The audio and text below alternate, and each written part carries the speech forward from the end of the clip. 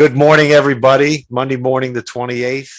Welcome to the Plus3 Stock and Commodity Forecast Show. My name is Ben Maldonado. I'm here, as always, with Barry Hedaraki. Good morning, Barry. Good morning, Ben. Another week in paradise. Yep. We'll see if we can get some movement this week. We had a little movement early last week, and then we went into this summer snooze again. So Bitcoin has not been snoozing. Let's jump right in and look at the Bitcoin daily. Yep. Bitcoin has been treating everybody poorly, and that's trying to trade this fourth wave triangle. We had a breakout seeming like it was happening here, only to turn around and go right to the bottom of the triangle, and then a false breakdown here, and now we're turned back up when we're smack in the middle of the triangle. So Bitcoin is frustrating the bulls. It's frustrating the bears right now. What are your thoughts on Bitcoin? Well, I think the fourth wave is in place till it's not. So I think those false break. Well, I'd watch those lines. I think the next time we take out the triangle, we really have to be heads up in whichever direction. That's true. I think these false moves are setting up the next move to be a doozy because nobody's going to believe it. Right. One way or the other. However, fourth waves are always tricky. So you just have to let it work itself out and then look for signs towards the end of that wave. So, yeah, I wanted to share something that you and I were going over the other day. We were sort of zooming out and saying, let's look at Bitcoin on a little higher time frame and see what it's showing us. Here's your weekly. And the weekly shows you how important these lows are. This is major, major, major support. right. If we lose that, you got to think that the level is, around that 29,900, 30,000 area. If we lose that and get stuck under it, you got to think they're going to flush it all the way down to here, which is about 16,500. Yep. Another 50% haircut. Yep. But if we hold this. And what's the 50% level there? Yeah, the half square here is at about 23, 23.1, 23.2. Mm-hmm. Maybe they'll come back and fill that gap there. That's true. We got a nice little gap here. The interesting thing, Barry, is if they do hold this, it could provide a good sort of launching pad for a move higher. If it holds it, yes. I mean, if we can hold that, mm-hmm. You're looking at the top of the next square is around 43,000, 43.2. Right.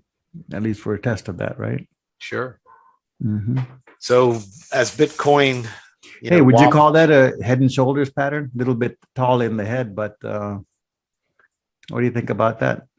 I think it's by classic definition, it absolutely is. You got a shoulder here, you got the head here, and a shoulder here.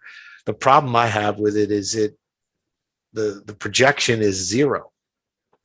Because basically you're talking about 30,000, from here to here is about 34,000. If you take 30,000 minus 34,000, you're under zero. Well, that's what I mean. It looks a little tall in the head, but the pattern could work out without giving the same amplitude. Eh? So it's true. It's anyway, and something to note if it breaks. That's why. Right, and maybe if the pattern plays out, it's how we get down to this next square. Exactly. Yep.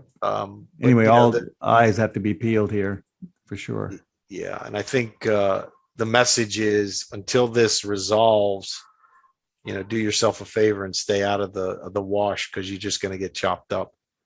So why don't we go over to you? Let's run through your set, and then there's a few commodities I want to highlight that look good so far. I see you there. And if you've been following, we were following along here. We got through the consolidation there, and mainly by using our levels to figure out when the market is strong or if it's weak. And one of the key levels we've been watching was the 4,200, 4,205, that level. And we said, if the market gets above that and holds above it, then it's bullish. And we've done that, other than for that little quick flush we had last week.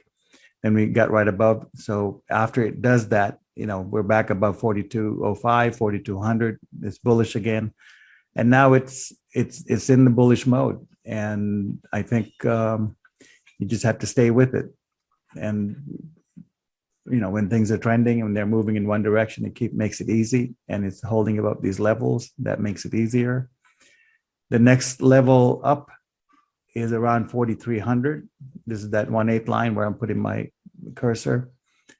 4298, so figure 4,300. That's what we're looking for as a target.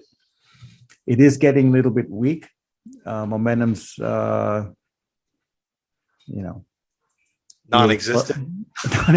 I was going to say really slowing down, but yeah, it's summertime momentum, I guess. Mm-hmm. But a lot of things come off of these sleepy kind of markets, so you really have to be heads up. And yes, it's above 42, above 4250. We took that out, so now is 43 is really next target. So, but on the downside, you really have to watch the 42.5 to 42.10, that area here. And so if we get below that, you're much more cautious.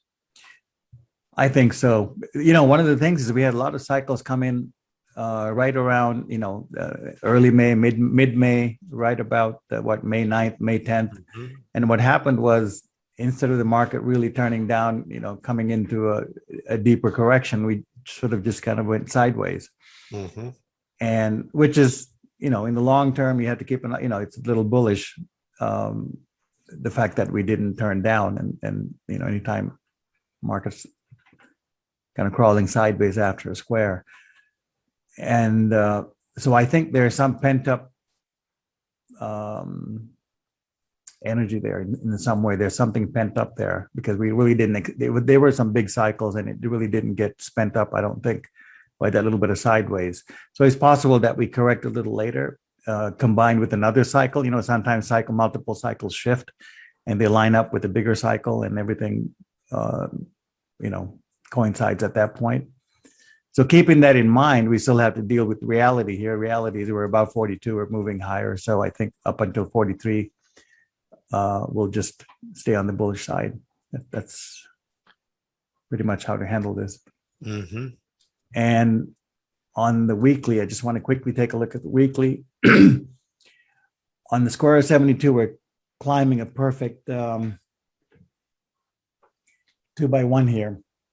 And we've been talking about this line being able to hold and how long these things last. Well, it'll last long as the line is holding, and looks like it had a line around 42.86. So I'm not sure how I got that, but we're coming in close. And so one of the things we're watching while we're bullish for the time being, we're watching to see when this, price will get below this line. And that's sort of crucial.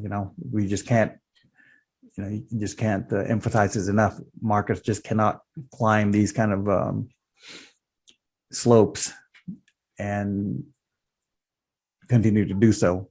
So gravity actually does exist. Gravity exists, and it can come in suddenly. So let's just keep an eye on it. Mm-hmm. All right. So that's what I have for the ES. For the ES. And also I put our Twitter handles up here. Ben posts pretty much everything we talk about during the week. He'll put up new levels and put up new charts, and I put up a lot of numbers for the S&P. So if you guys want to follow, this is the place to go. Next, let's talk about the bonds. We've been talking about this. We've been talking about this level. This purple line here is around 59, and that's the weekly breakout level that we've been talking about. And you can see the market's been making higher lows, last couple of weeks. We did hit up on, go up and tap the ABCD up here. And the result of that, we're managing to hold about 59, barely, but we're holding. So I think long as this trend line is holding and the low on June 25th is holding, I'm more bullish on this than bearish. Now, if that low goes, I think given that we have this in the background and some other things, you have to look at the bonds in a bearish through a bearish lens and look for a test of at least 55 and maybe even lower, because of the fact that we couldn't hold the weekly level up here. And I think Ben might cover it a little bit more. Yeah, I'll look at You the can touch on daily. bonds, right? Okay. Yep, I'll go over the daily because I see exactly what you're showing there. And then on the weekly, this is the weekly we've been watching, same square. So this is the level that we've been, well, no, this is a different level. I'm sorry. Anyway, the low came in on the square. It was 52 weeks down. Very good. So after that kind of a low squaring out, we'd expect it to run up and retest at least the 52. And if it's strong enough, it'll get above this particular level here. And that's around, well, it's around 59.60 here on the weekly. Mm-hmm. And so 59.60, that's sort of the boundary level we're working with. And if we fail here, this being a weekly chart, you can see a failure here on the weekly, on the bigger picture, could take us all the way down to 147. So that's a realistic target to the downside if we fail the battle here, one way or the other. But right now we're on the line, and on the daily, you can see we're see, battling right around the line. So the big battle is here. We'll see which way it swings. Mm-hmm. Next, let's take a look at an easy chart. So crude's been very nice. It's been trending. It's been a nice trend after we got out of that consolidation last couple of months. Yeah, we've been all over crude, and it's been a nice about 5-point rally. Yes, it's been a nice rally. And we did hit, we got through that big ABCD target we had, and now we're up against some resistance. And I think it might be okay to lighten up on crude a bit here and take a breather. Even from here, there is upside left. 79.80 is definitely the upside target, but it might be a little breather here before we get going. You have anything to add to that, Ben? No, I'm totally in agreement with you. For me, and I'll go over the chart real quickly. The 75 area is crucial. If we can get above it, we run to your higher targets. If we get stuck under it, there's going to be some sort of consolidation or correction. Right. And coming off the low last year, you can see this is where we're stalled, exactly at the half square. And the fact that we've been hanging around there for a bit means it's not that weak. So the next leg, we're really looking for, like you said, if we can take out 75, then I think we're sort of free to go. Mm-hmm.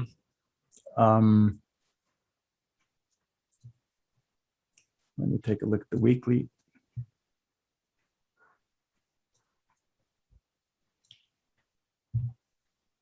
Pretty much the same, on the weekly, we're hitting up on a 1/8 line here. So it's probably going to pause a bit.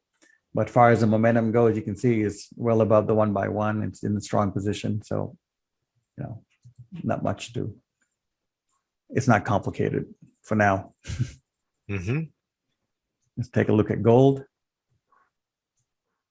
The chop continues. But what's interesting is, going back, we're really looking at this half square to hold up right in here. When prices were hanging out here, we were waiting to see if it holds, and if the market was strong, it would hold, and if else, we were going to go lower, and we did. And you can see, if you can see this red line, the dotted line, it's around 1764. It's a key level, right? It's a quarter of the square. And it looks like good support. Only thing is, this little triangle is a little concerning. So it's possible we come down and do a false break or come back and retest it. But to say, as long as we're holding above this 1764, it's firm, right? It's in a good place, and we're in a place where we can go up and test 1850 or that area up there. So if it starts to move higher, I think it's safe, and it should be able to get to 1850. And if we take out the 1763 64 level up here, down here, then, it's definitely a test of this, the beginning part, which should be somewhere in here. That's, well, 1730s.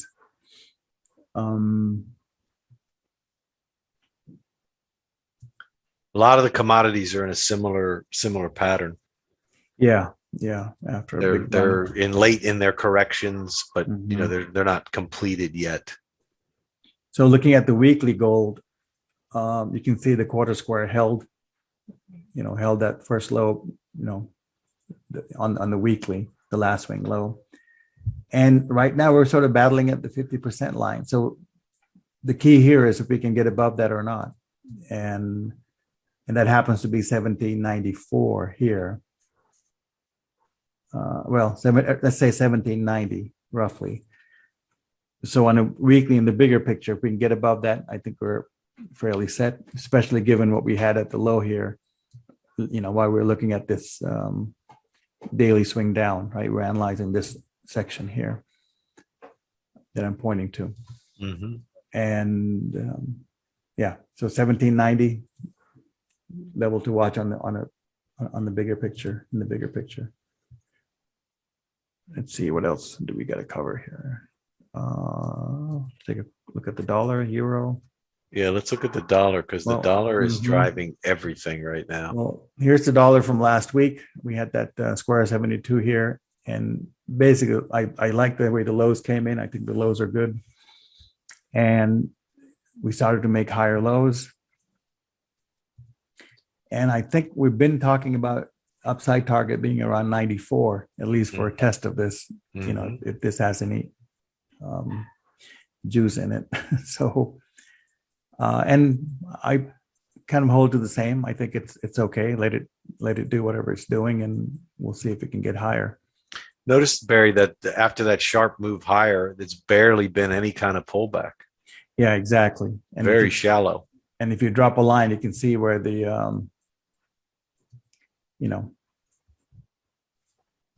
let me just make it a different color. You can see where it's holding, right? It's holding above the highs here and the highs here.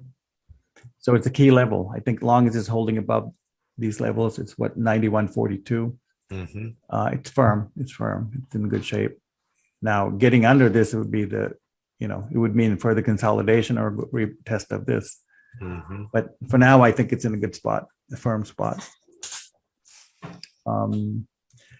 Just to cover the euro, well, the mirror of that on the other side, we were looking for it. If the euro was strong, we were looking for it to hold this 2055 area. It didn't. We broke through.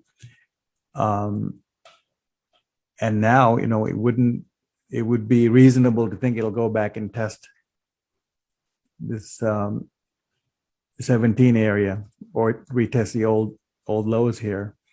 And there's a whole lot built up here, all through here and all through the, past trading last July, September. So it wouldn't be surprising for it to come back and retest these, especially if the dollar gets stronger.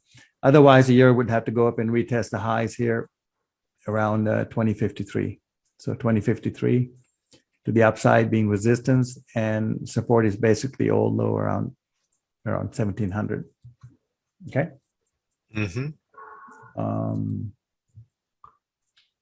Just to cover the weekly. Looks a little messy. Let me clean it up. Well, you can see it's just in a big old consolidation here. Yep. We'll have to use the levels to see how it works out. But one thing to note is this line, the main fork line held, and we've been bouncing off of it. So it's really important this time that we, if the euro is strong, we really have to make a move and go higher, because the next time it tests, it's probably not going to hold, right? Which means a strong dollar. So it's something to keep an eye on. I think that covers my side. Let me flip it over and I'll go over some of the commodities. All right, great. So this is the daily on the 30-year Treasury bond. Barry covered the bonds a little bit. I wanted to just show you some of the areas where I'm looking at. We did complete this ABC up, had a reaction off of that. Right now, we're banging right up against the half square. So if we fail here, I think you got to be short bonds because odds will favor, and the risk reward is very favorable for the short side, because essentially, if even if you gave it an eighth of a square and you say if you get back up here, you cut it, but the possibilities on the downside are 3-4 points, and you're risking 1 point on the upside. So I'm watching bonds very closely because there's a potential very profitable setup for a short side trade here if we fail in this 160 area that Barry highlighted on a weekly, which is a higher time frame, is very important. So that's the first one. Yeah, the nice thing there is that the line is clear. The risk is clear there. It's measurable. Yep. And that's what you want. You want a trade where you can define the risk clearly and you have profit targets that are a multiple of that risk. Here's coffee. Coffee's one of the commodities that I think is set to move, and we're seeing that in the price action already today. As I was telling Barry, and I'll give you a synopsis of most of the commodities right now, most of them are in the late innings of their corrections off of the early 2021 highs. Soybeans, wheat, corn, gold, silver, copper, all of those are near the end of their correction. Some closer than others, and you have to look at each, but they're still, in my opinion, not ready yet to jump in and look at. The ones I'm talking about today, and I'll highlight, are ones where there's some action and some actionable potential trades to take. This is coffee. Coffee's been in a very nice uptrend since last year. You see a series of higher lows on the daily. We had this nice move off of this half square up to this half square, had a pullback, and now based on price action, I think we're starting the next leg higher. Obviously, taking out this half square is the important part. If we take that out, we open up the next top of the square here. So coffee looks good. Another one that fits the same bill is sugar. Here's sugar. Mm-hmm. Nice uptrend for the past year. We stalled at a half square, had a pullback, nice 3-wave pullback. Couldn't even get down here to complete the ABC. There was too much strength. Right now, I'm thinking sugar's in a bullish spot because as long as we're above this full square here in the 1725 area, sugar looks bullish to make new highs. Mm-hmm. So sugar's in a good position, good spot, similar to coffee. One that we're looking at. Hey, Ben, what's the square up there on sugar, the full square? The full square price target? Yeah, it's around 19 and a quarter. Okay, thanks. And that I anticipate that's what we'll be looking at. Here's crude. I wanted to Barry covered crude, but I wanted to give you a different perspective on the daily here. Again, it's this 75 level that is key. You can see that from the daily bars here, we're kind of chopping around, having trouble making progress, not quite giving up the ghost yet, but not really, begrudgingly making progress. If we get above 75, we're looking at the 80 level, 79, 80, as Barry showed you. I think we're probably due for a pause here. What I want to see is, do we sit on top of this square on the pullback in the 70, 71 area? Do we have to come down to this half square in the 66 area? Based on those moves, longer term, I'm very bullish crude. So based on those, the moves in this pullback, we'll make a determination of whether we, jump in or let it correct a little more. Obviously, sitting on top of this square here would be the most bullish scenario. So watch the 70, 71 area on pullbacks on crude. Anything else you have on crude, Barry? No, I think you got it. That's good. That 75 is a key level to watch now. Yeah. The upside. Yeah. Here's one that we talked about last week. I've been talking about it relentlessly, and we're starting to get some upward acceleration. That's natural gas. We were talking about it down here as it was approaching this square in about the 329, 330 area. Basically said once we can settle on top of that square and get a bar above that square, this thing is set to take off. Well, it's come to pass. And this half square you would expect to be a place where we stall. And so far we've punched through it. Curious to see if it's going to be able to stay on top of it. I mean, this is a pretty strong move for the last 4 days, 5 days. So wouldn't be surprised to see us pause here, but certainly higher targets, in the 390 level should be achieved relatively quickly. This looks like a market that is just getting started. I know the daily looks like, oh wow, it's already had a big move, but if you're looking at the monthly or the weeklies, the breakout on a longer time frame is just now starting. What do you think about natural gas here? I think it's textbook, and you called it perfectly. And now we'll just, as long as it's above that breakout level, I think pullbacks are fair game. Sure. Here's the monthly if you want to see what I'm talking about, how it's just getting started. This is a pattern that we've noticed in all the commodities in this cycle. There's multi-year base. In this case, it's 11, 12-year base it's been forming, and then coming off of generally a false break low, which we got here. We just poked a little lower than here, cleaned out anybody that was still hanging on, and then they reverse it, break out of a long-term downtrend line, and now we're pushing higher. You see on the monthly we are on the half square, so again a little pause here would not be any concern. It would be normal, it would be expected, but higher prices longer term are certainly in the cards here if we continue this way. Like that's 565, that's 790, and almost $10 here if this thing really gets going. And what's that half square on the monthly? What's the value there? Right there, it's right where we are now, which is the 367 range, which we hit today. Yeah. The high so far today is 363, 364, so right in that neighborhood.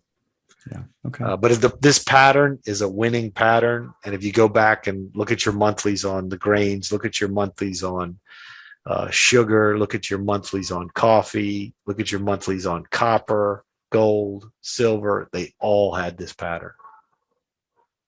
Big peaks in either 2011 or 2007, 2008, downtrends sideways for years, and now starting to break out. So it's kind of an accumulation, a long-term accumulation pattern that I think puts the wind at your back when you're trying to trade those things. Anything else for the week, Barry, you're looking at? Anything you want people to know you're focusing on? Well, the S&P as usual, and also we're watching the dollar and the bonds. Yeah. Well, the 5 that we cover, the main markets we watch every week, but I think the dollar is very crucial here. See which way we're going to break. All the ones that are on critical lines, right? So we have bonds on a critical line, the dollar we're watching. So those two, and those are the key ones. No, I think you're absolutely right. The dollar's driving everything. It's driving the stock market. It's driving the bond market.